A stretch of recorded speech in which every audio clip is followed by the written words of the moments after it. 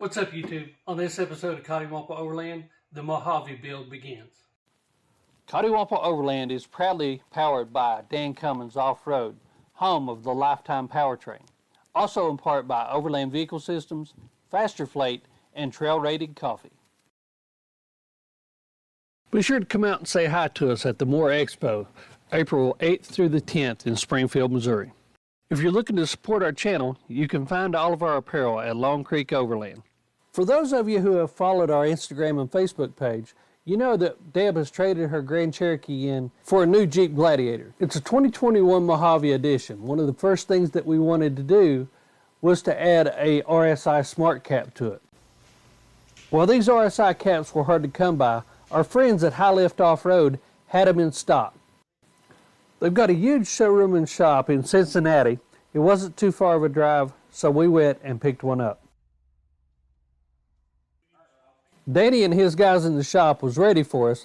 They had already put the cap together, and it was time to put it on the Gladiator. Right there. Which make it final. Well, I like the one. The rear is better than the front. I'll just let those things in. Oh, okay. We could have had them install the bins, the load bars, and the hideaway table, but decided to do that on our own. We chose to go with full bins on each side.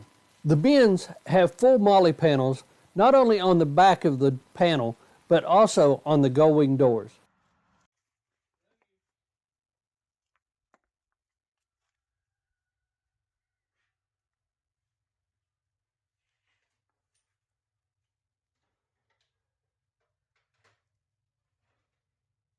With all Overland builds, space is at a premium, and you always need some type of table. That's why we went with RSI's slide-in table.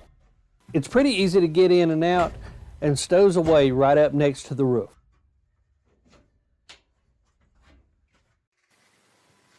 We all know how everything slides around and bounces around while we're off-road.